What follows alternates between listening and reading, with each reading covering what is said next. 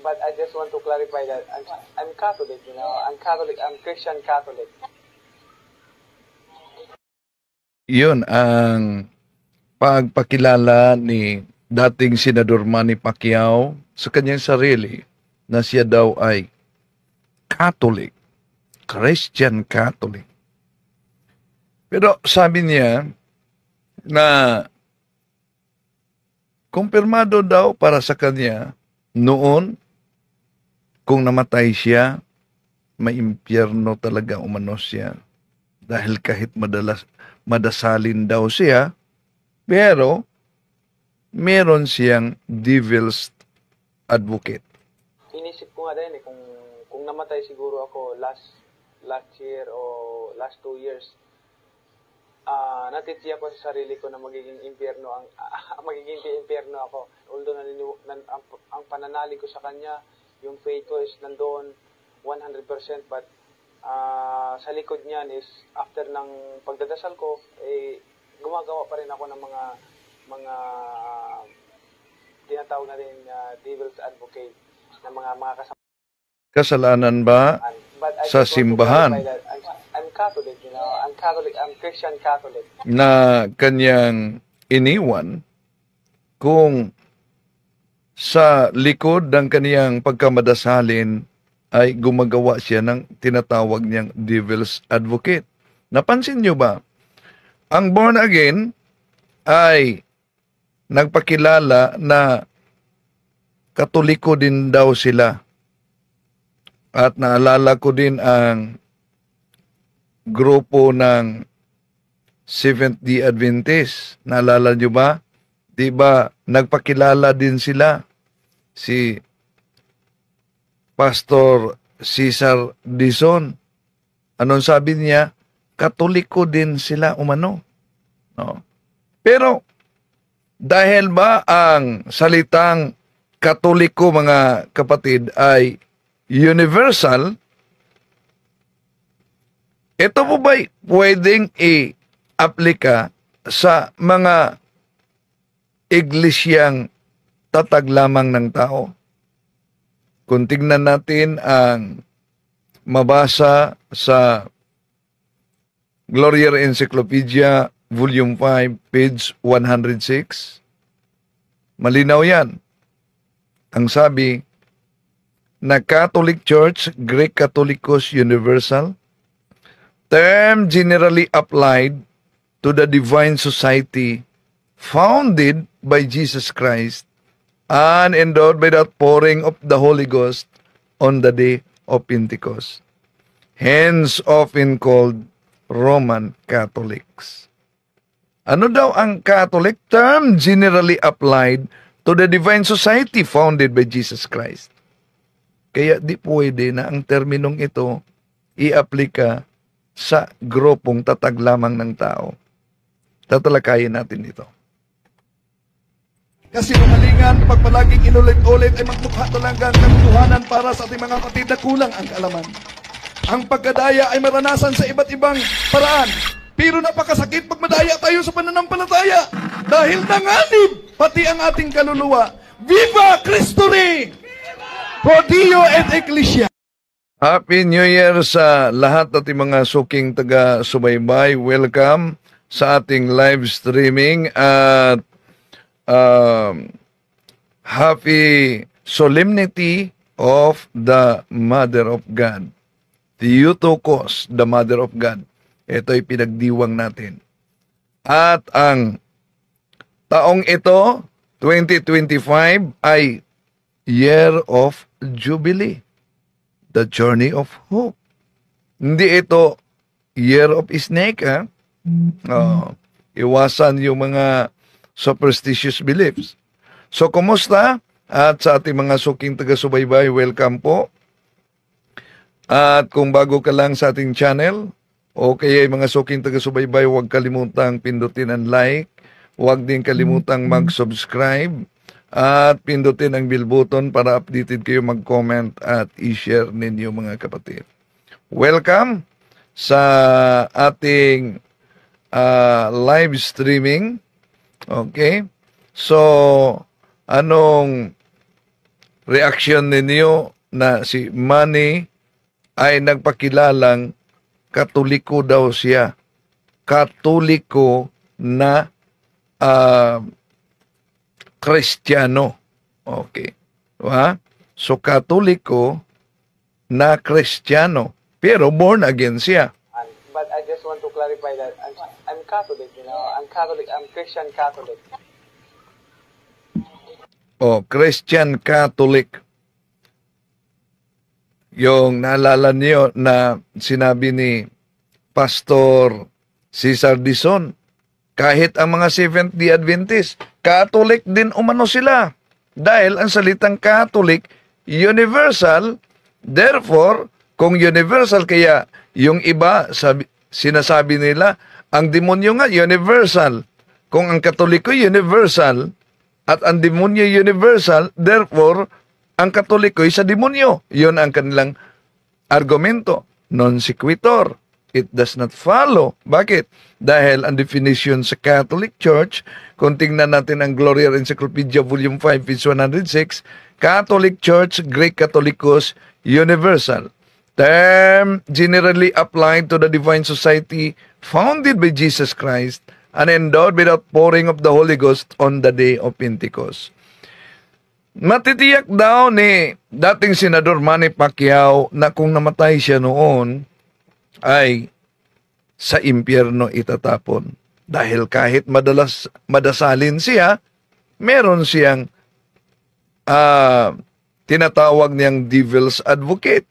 Inisip ko nga din kung namatay siguro ako last year o last 2 years, natitiyak ko sa sarili ko na magiging impyerno magiging impyerno ako. Although ang pananalig ko sa kanya, yung faith ko is nandoon 100%, but sa likod niyan is after ng pagdadasal ko, gumagawa pa rin ako ng mga tinatawag na rin devil's advocate ng mga kasama. Okay. Di kasalanan ng simbahan kung ikay kaanib sa simbahan, madasalin, ngunit gumagawa ng devil's advocate. Ito ang problema sa karamihang mga kapatid nating Catholic na matangay sa ibang sikta. At ginagawa din nila ito na propaganda na noong Katoliko pa kami. Kahit nagsisimba kami, kahit nagro-rosary pa kami, pero patuloy pa rin ang bisyo. Yun ang sinasabi ni Cardinal, yung aklat na ginagamit ng mga ng Iglesia ni Cristo, pananampalataya ng ating mga ninuno ni James Cardinal Gibbon sa pahina 30 na nakasulat, nalulungkot kaming ipagtapat na ang kabulukan sa moral ay malimit na nasusumpungan sa sinapupunan nitong mga nagsasabing sila'y Katoliko. Di natin maipipikit ang ating mga mata sa harap ng katotohanan na marami sa kanila ang di nabubuhay ayon sa ipinag-utos ng kanilang iglesia, kundi bagkus nagiging sanhi pa ng kalungkot-lungkot na iskandalo. Dapat na yung iskandalo'y dumating, ngunit sa aba nila'y nagiging daan ang mga ito. Tinatanggap ko rin ang mga kasalanan ng mga Katoliko'y lalong karimarimarim sa mata ng Diyos kaysa mga kasalanan ng mga nahiwalay nila mga kapatid, sapagkat maraming grasyang sinasayang nila. At acknowledge muna natin itong mga kapatid nating pumasok sa ating comment section. Welcome po sa lahat nating mga kapatid, no, na pumasok. Alberto Veloso Jr., Bicolana, Bilin Cordova, Mel Rose, Lubo, o sa lahat nating mga kapatid na agsubaybay. Si kapatid na Shadow Kun, si kapatid na Rosalyn Antipulo, si Picasso, pakisagot rito, Juan 20:17, aakyat ako sa aking ama at sa inyong ama, sa aking Diyos at inyong Diyos. Totoo, nakasulat yan. Pero kung, kung pinatunayan ng anak na ang ama ay Diyos, hindi na ba siya Diyos? Yun ba ang argumento ng ating mga kapatid na pag pinatunayan ng ama ng anak na si ang ama ay Diyos, hindi na Diyos? Halimbawa, kung pinatunayan mo ang iyong sariling ama, hihinto na ba ang pagiging tunay anak mo? Hindi. Kung yun ang argumento na pinakilala ng ating Panginoong Jesucristo na ang ama ay Diyos, therefore ang konklusyon, Picasso ay hindi na siya Diyos, wala na kayong Diyos. Bakit? Hebreo Kapitulo 1, versikulo 8, ang Ama, pinakilala niya ang ating Panginoong Hesus, ang kanyang anak na Diyos. Pero sila ba ay magkaibang Diyos? Hindi. 10:30 ng Juan, I and my Father are one in essence and nature. Yun ang mabasa natin sa isang salin ng Biblia. So, okay? Si Melrose Lubo, tama talaga bro Windel.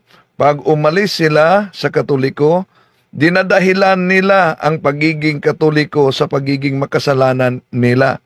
Oh. So, sino man ang nagiging makasalanan, hindi dahil sila'y Katoliko, dahil hindi sila sumusunod sa aral ng simbahang Katoliko. Pero tandaan natin, ang kasaysayan, pinatunayan sa kasaysayan, na marami ng mga makasalanan ang sumusunod sa aral ng simbahang Katoliko at ito'y nagdala sa kanila ng kabanalan. Okay. So,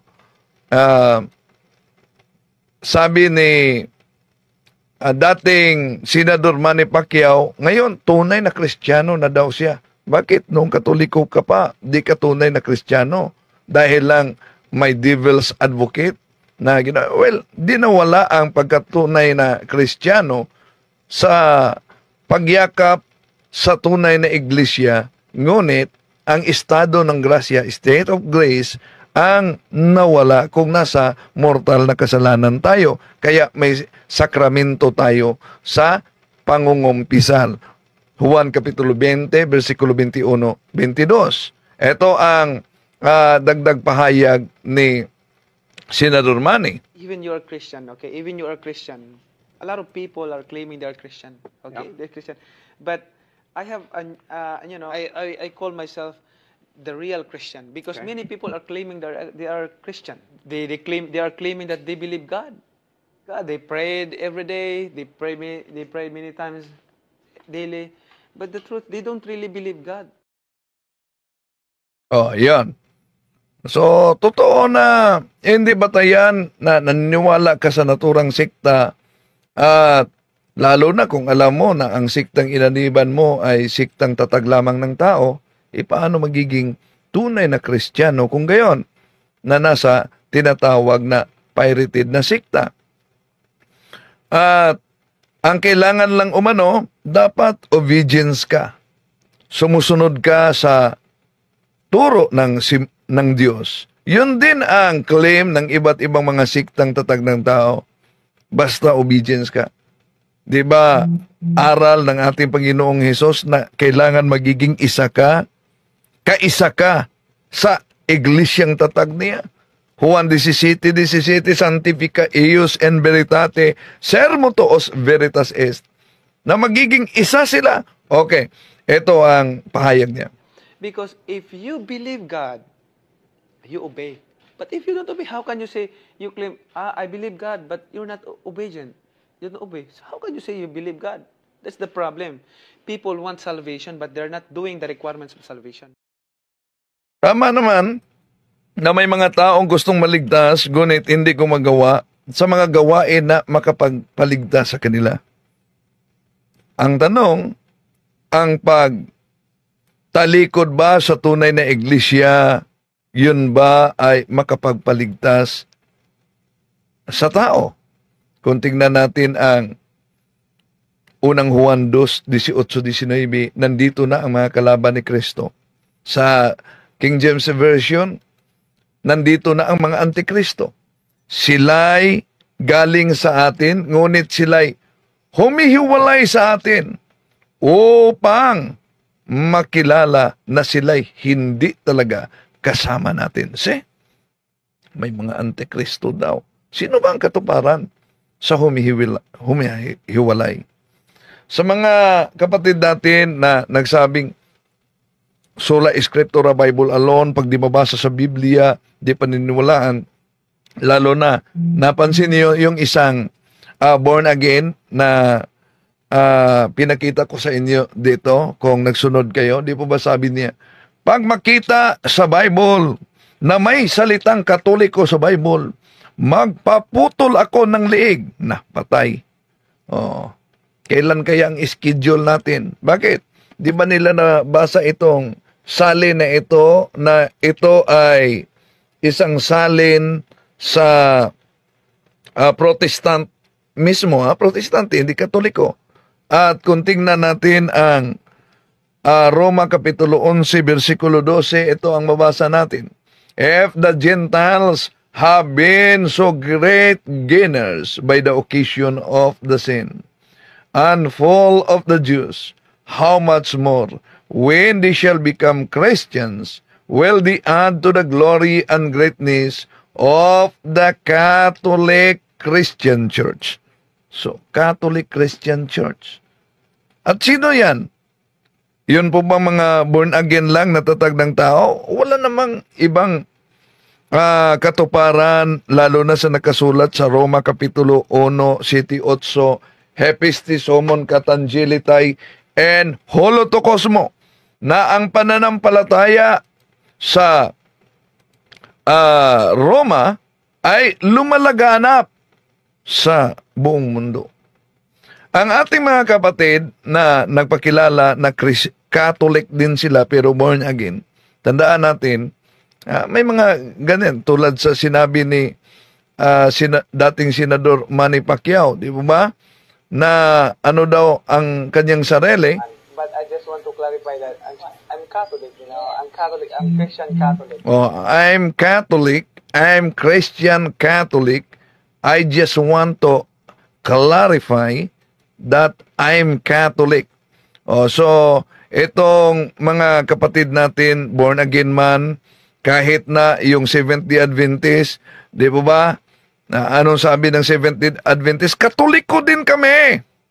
Dahil ang Katoliko universal. So, dahil may mabasa na nasalin sa Biblia na Protestante ang salitang Katoliko, kaya nag-aangkina na sila. Pero kung i-trace natin kahit na ang kanilang religion, ang kanilang sekta, mga kapatid, ay makita natin na sila sa kasaysayan, sila tatag lamang ng tao. At ang born again, kumukuha din sila ng aral galing pa noon kay Martin Luther. Na alam nyo naman si Martin Luther kung sino siya, isang Katoliko na monk. Siya ay Augustinian monk. At galing kay Martin Luther yung theology na pinagbatayan ng iba't ibang mga born again din, hindi man lahat, dahil din ito magkasundo sa doktrina, pero kadalasan meron silang tinatawag na 5 alons. Imagine, ito yung tinatalakay na natin. Ano yung 5 alons? 5 sola. Sa Latin pa. Una, yung tinatawag na sola scriptura, Bible alone. Pangalawa, meron silang sola fide, faith alone. Pangatlo, meron silang sola gratia, grace alone. Pang-apat, meron silang sola Christi, Christ alone. Panglima, meron silang sola Deo gratia, glory to God alone. Merong 5 alones. Yon ang batayan ng ating mga kapatid. Pero bakit mali, mga kapatid, etong doktrina nila, lalo na yung faith alone, pananampalataya lamang. Sapagkat una, wala pong mabasa sa Biblia na nakasaad na we are saved by faith alone. Di ba? Wala naman. Pero yun ang kanilang pinagbatayan. Sapagkat malinaw sa Biblia, faith without works is dead. Asan yan mabasa? Na kung ang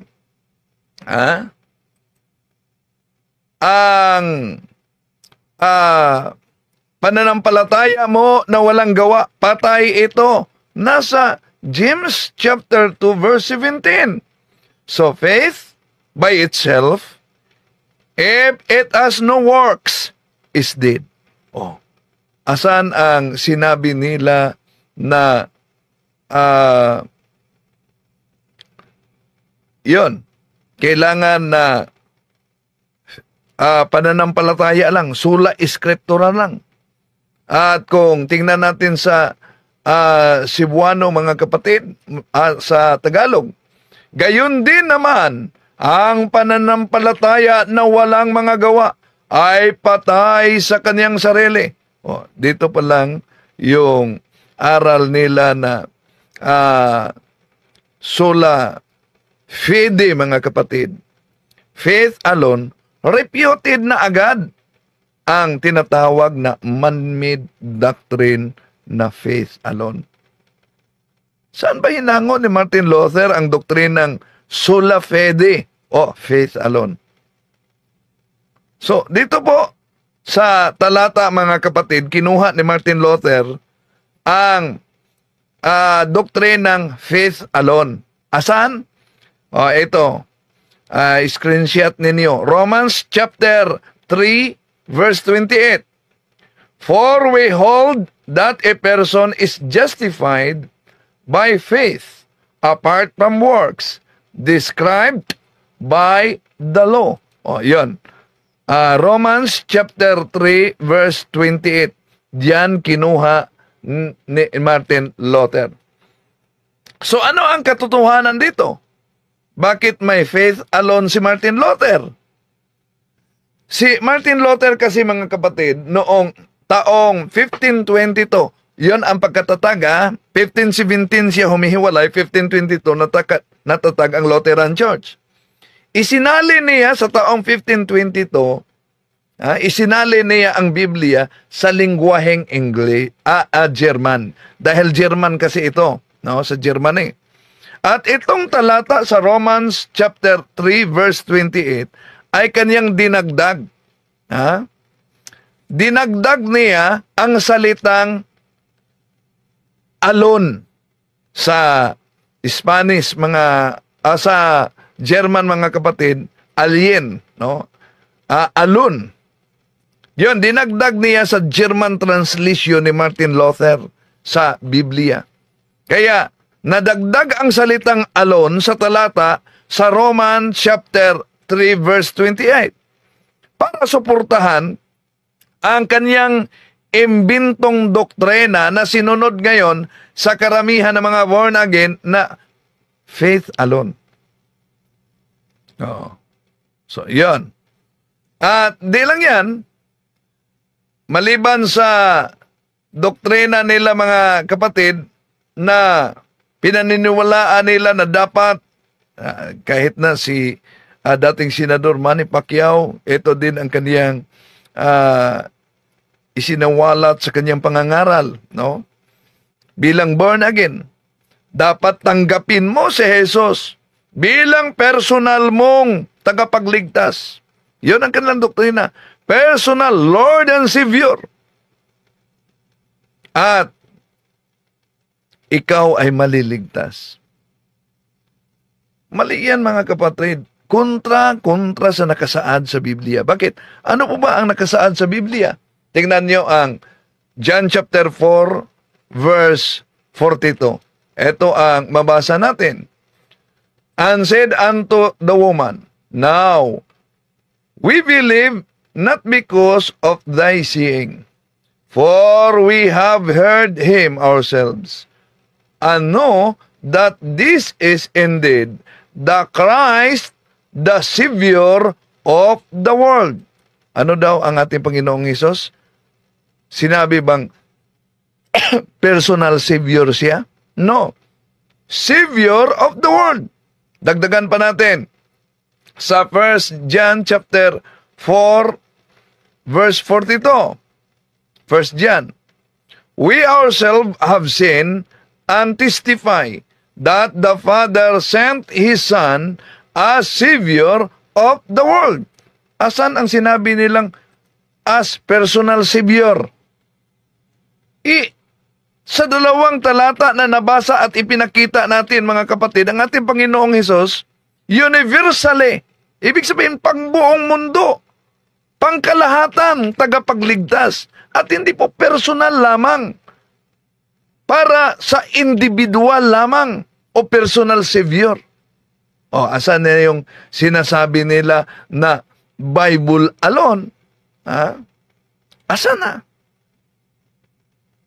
At ito pa ang doktrina ng mga born again, mga kapatid.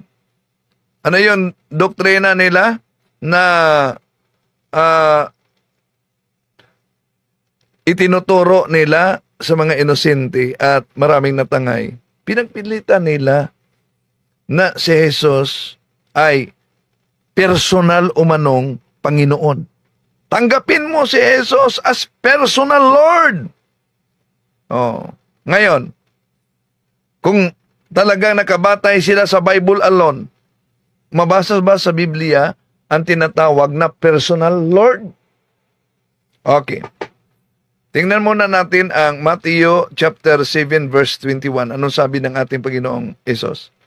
Not everyone who says to me, Lord, Lord, will enter the kingdom of heaven, but only the one who does the will of my Father in heaven. See? Napakalinaw ang nakasulat, mga kapatid.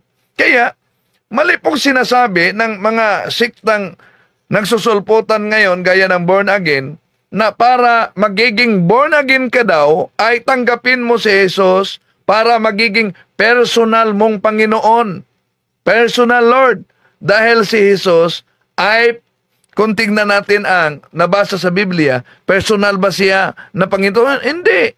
Siya ay Panginoon, Panginoon ng lahat. Acts chapter 10 verse 36. You know the word He sent to the Israelites as He proclaimed peace through Jesus Christ, who is Lord of all. O asan ang sinabi nilang Bible alone? Lord of all. Wala tayong mabasa. As personal Lord. Kaya mag-ingat, mga kapatid. No? Sa nagsasabing sila'y sula Eskriptura Bible alone, pero ang tinuturo wala naman sa Biblia, kundi batay lamang sa mali nilang interpretasyon. Daming natangay na sa mga sikta, natatag lamang ng tao. Dahil ang layunin kasi ng demonyo ay mailayo ka sa sakramento ng simbahang Katoliko, ang simbahang tatag ng ating Panginoon Jesucristo. Mailayo ka sa mga sacramentals. Mailayo ka sa mga sa importanteng sakramento, lalo na ang Eucharistia. Pero kinikilala sila sa simbahan na sila'y united to the God using the Word of God, Bible. Oh, so, through no fault of their own. Lumen Gentium number 16, the light of the Gentiles. Through no fault of their own, ha? Pero kung sila'y nagiging united sa pamamagitan ng salita, abay, naalala nyo yung sinabi ni dating Pastor Noe Dura? Kami noon ay sa salita lamang sa pamamagitan ng Bible.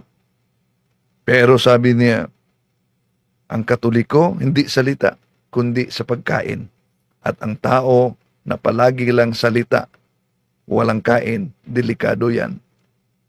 No? Mabaliw. Okay. To make His message known is our responsibility.